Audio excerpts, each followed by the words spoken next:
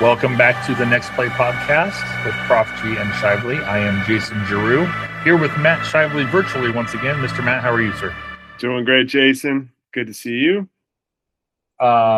Schedules have been busy. Obviously, lots of sports to cover, but also we've each had different things in life that are just work and things like that are busy. So being volunteers, we do the best we can to get these things out, but sometimes it means Google Meet. So here we go again. That's it. Lots of stuff to call the last week. In fact, we had so many we couldn't call one, unfortunately. But let's just start with you. You called basketball last Thursday. How did that one go? Against Nobel, right? No, Nobel is this Saturday night. That's right. That's right. I'm sorry. Yes. So they played Northern New Mexico College, repaying a game from back in early December. We went to New Mexico there and lost by 6, and that was an interesting. That college is in Espanola, New Mexico. I know nothing about that place, but they lost by 6, and that was there was one of those games. That game up in New Mexico, they kind of talked about how we should beat these guys. There's no reason they should have beat us, all that. So they had a score to settle for sure. And that was a pretty lopsided victory, wasn't it? Pretty lopsided, yeah, pretty lopsided victory, 112-84. So they won by 28. And it was a good game by Ray King. He came out, he had 29 points and was hot from 3, 5 of 9 from 3, which it's good. Ray doesn't always take a lot of threes, and he was feeling it. And then a number of other Lions were in double digits. J.D. Walker had 11. Devin Miller had 17. Marshall Curley continues to be hot, and so he had 18. And so it was a kind of a highlight dunk by a lob from Ray King to Vontae Irving. It was great. The balanced scoring is what we like to see. And as always, they took off in the second half. Well, as what we've seen a lot lately. But they didn't have that slow start that we've sometimes seen them have. So it was really kind of a complete game in a lot of ways. Good defense leading to break, to run outs and transition offense and stuff like that. So they're hot. They've won, I think 5 or 6 in a row. I think it's 5 is what I saw on their social, but maybe it's 6, and I'm shortchanging them. I don't know. 5. It's like 5 in a row, 9 of 10 or 8 of 9, something like that. So they're really hot and at the right time. They've got Nobel to on Saturday afternoon, as we talked about, to kind of complete the conference season and the regular season, and that launches them into the conference tournament, Southwest State's conference tournament at West Coast Baptist here in the near future, and then hopefully on to the NCCAA national championship tournament as well. Yeah, I think it's very reminiscent, right, of last year. It was a rough start because of the opponents that BJ had built in for us, which ultimately strengthened them, and they went undefeated in the conference last year. So to have them hot right now during conference play seems to be the positive result of maybe a tougher schedule in the non-conference side. So, well, I feel like I wish we could go back to our basketball preview episode where we basically predicted this. I'm going to go ahead and give us credit for that. When we were standing in the old Chicago parking lot, we talked about how, okay, they're going to struggle early. They got some big name opponents, and then maybe they'll get a new player or two at the Christmas break, and they'll come out strong in the conference schedule, and hopefully they can ride that. Enter Moses Damalik, right? Enter Moses Damalik, and he's been the offense kind of runs through him a little bit in the center there, and yeah, he's been all of that, and the defensive presence down low. He's got those long arms that can redirect some shots and play some good defense, and he's got a quick spin move there down low as well. Yep, deceptively strong too. He's a taller, lankier guy, but he's got some strength in the post as well. And that spin move, yeah, he gets somebody posted up, and you don't know if he's just going to back him in or if he's going to do that little trick move down the lane. So.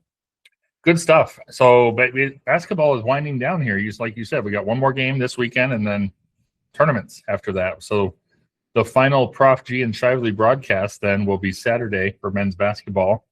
Unless they surprise us and say, "Hey, come to the national tournament with us." I don't think they will, but absolutely.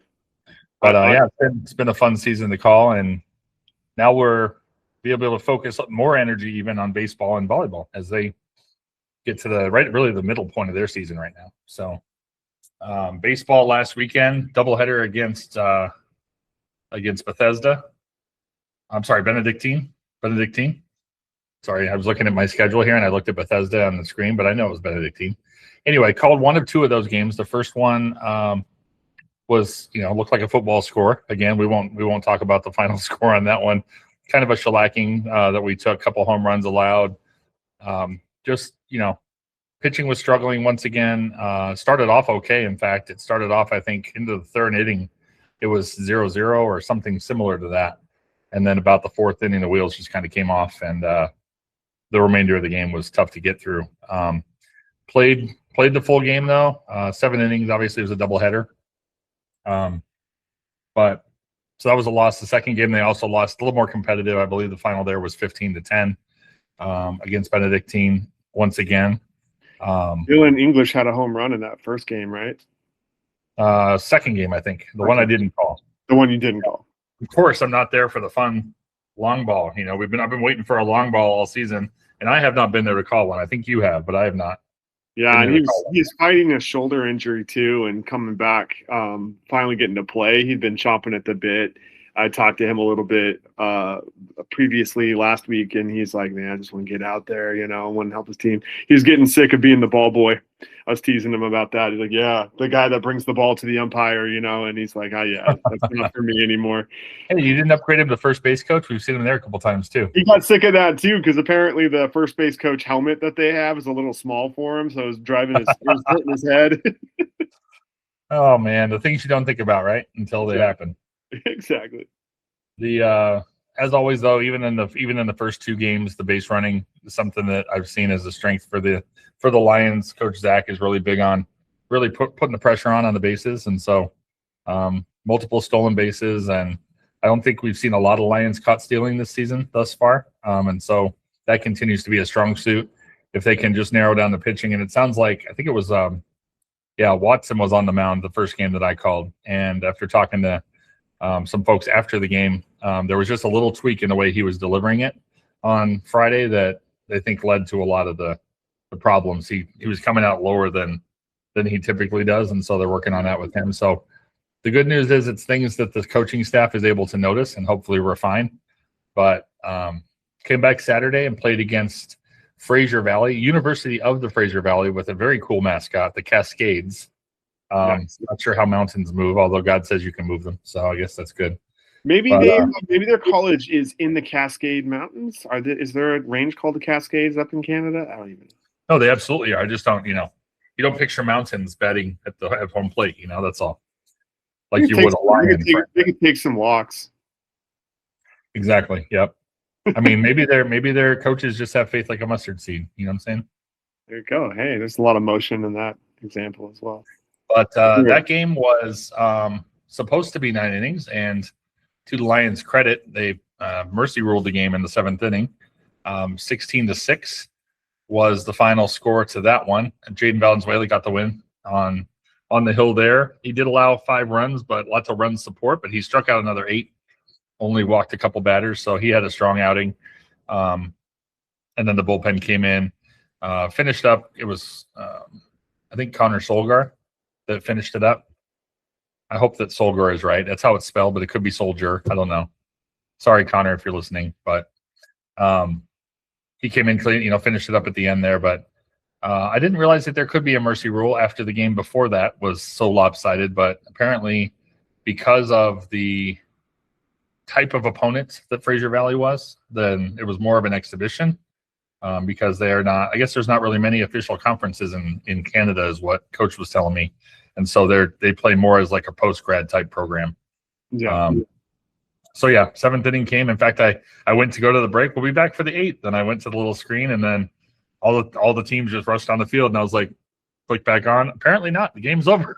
So did that happen in the The first The one, other and game you that called one, too?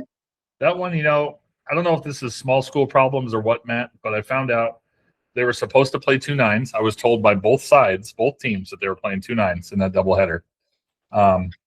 But the umpires, I'm sorry, were only hired until 5:30 p.m. And so they wouldn't have been able to get through 2 full 9 games, so they went 7 instead.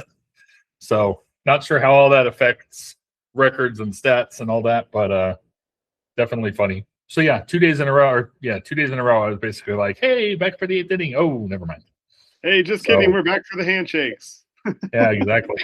So please know we do our best, but sometimes I don't get all the information real time. So, well, I love our first broadcast of baseball. Like, there was a player full on ejected from the game. We had no clue. We couldn't even see the left field corner from our vantage point. And so there was all this subtext going on that we had no for the other team, by the way, not our team. But yeah, it was just so we are doing our best, as you said, and we're picking up what we can. And sometimes I feel like our vantage point, we need to be higher so we can see more. And we've just got to do the best with what we can see.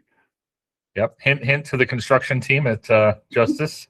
A little higher of a broadcast vantage point would be fantastic. Yeah, but it was a fun game. Lots of extra base hits. Just lots of guys on base. I mean, and then I would be remiss if I didn't mention David Roboloth and his Sports Center quality highlight catch in left field. Web on gem. The run, flattened himself out, web gem. Unfortunately, we don't have NCCAA web gems, but that would have made it for sure. So well done, David. I'm going to give us authority to hand out web gems. I don't know by what power I have vested in me, but we get to give out web gems. Web gem from last weekend from Cy Peterson, great running coming in sliding catch, and then this one for Roboloth. He gets the one for this weekend. Okay, that's good. See, I tried to give the shoe of the night award out, and that never took off. So we got to make sure web gems takes off. So let's keep the shoe of the night is still. I'm still for it. So we're still going to keep trying that one. I gave it to Ray King. That's up to you on Saturday. Then that's up to you Saturday to call it shoe of the night. All right, Ray King got it last game. He had some Justice Green kicks. They were really good. Nice. Shoe of the night from last Thursday. All right. Then we have to think of an award to give the next team we're talking about, the beach volleyball team. We need to figure out an award to give them. But they had a couple of matches since we talked last, one against Mesa Community and one against I just lost it. I blanked, Matt. We just talked about this. Mesa Community College? No, I said Mesa. It was it Benedictine again? Benedictine. Yeah. Yeah. Golly, man. Too many games going on. So neither one was a victory. I don't have the exact stats for the Benedictine, but on the Mesa side, it was 5-0, 5-0. We did get a set, though. Congratulations to them. I wish I had the set pairings, but again, it was an away game, so we don't have all the real-time stats. But I do know that Sam was on there. The Lumberjack was on the twosome that took the set. So well done to that group. And Atwood, bringing the thunder, as always. Absolutely. So they are not in action again until next week, I believe. Yeah.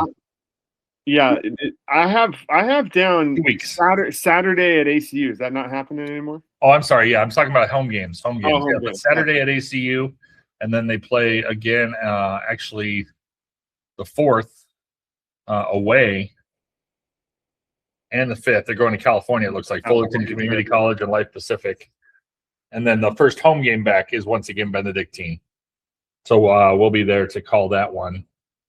And still trying to figure out how to call multiple courts. But if we can do broadcast simultaneously, which we're hearing rumors we might be able to run 2 if we're both there. Right. 1 on each court. So we'll see. But we're excited to have them back. It's been a minute since they played a home match. So over at the pool house, I'm trying to get that name to stick. Yeah. The pool house is what the courts are going to be called. What any award ideas for beach volleyball? I'm trying to think.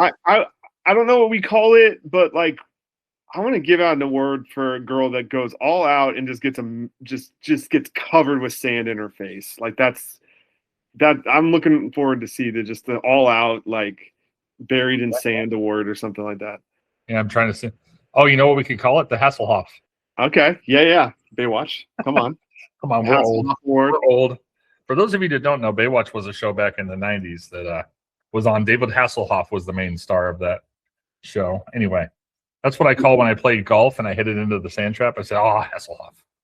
He's the hero of the entire nation of Germany right there, David Hasselhoff. Exactly. He had like multiple #1 songs over in Germany. He was big there in music. Anyway, maybe something like that. Maybe we think of something different that's more current, but maybe we let the girls weigh in on that one. I don't know. Yeah. What would it mean to have you're completely covered in sand? What would you call it there? Sandcastle. I'm gonna get way off. I'm gonna get way off on a tangent here, Matt. What was that thing called in the Mario Brothers games?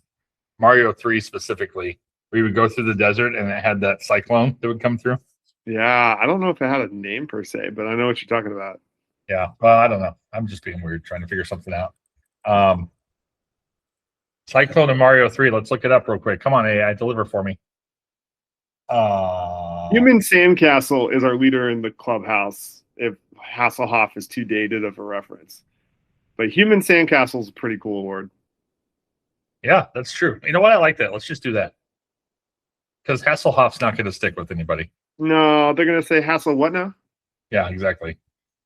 So, yeah, the Human Sandcastle Award. I don't know who got it the last one, but yeah, we'll watch that going forward. All right. Any other parting thoughts, Matt, before we end up on this episode here? Oh, you had soccer, too. Touch on soccer real quick. I think spring soccer is still going. I think the guys went down to Tucson and I kind of accidentally got to feed the whole team. Kind of a funny story. I had some leftovers from my event. We had like pre-diced out lunches from El Pollo Loco. They're not an official sponsor, but they should be, of the Prof G and Shively podcast, Next Play podcast. But anyway, I had exactly 11 bags, and I called Gabe over, and he took them all, and it fed the entire 11 guys as they went down. So it's that was kind of cool. But they played U of A club, I believe it was their club team. But they came away with a spring victory there. I think 3-2 is what I saw, I believe. Okay. Yeah, it's been they've been doing really well in spring ball so far. Both men's and women's have had a good spring so far. I'd love to get out there and watch a game. Maybe once basketball wraps up and we're down to a few less games, we can check out the spring ball a little bit. Maybe they have a match going when baseball's away or something like that, and volleyball's away. We might be able to sneak one in. Yeah, we'd love to do it all for everybody, but it's tough when you got, I think, 40 games on the calendar this spring. So, whoa, what was that little movement you did there? It's just time to wrap up. That's all that was. Oh, okay. All right. He's ready for a nap, guys. So we appreciate you tuning in and checking us out. If you don't already, please subscribe to our YouTube channel so you know when all the live broadcasts are coming. Also, you can subscribe to this podcast anywhere you get podcasts and follow us on Instagram and Facebook at Prof G and Shively. But for now, I am Prof G, Jason Giroux, and for Matt Shively, we'll see you next week. Peace.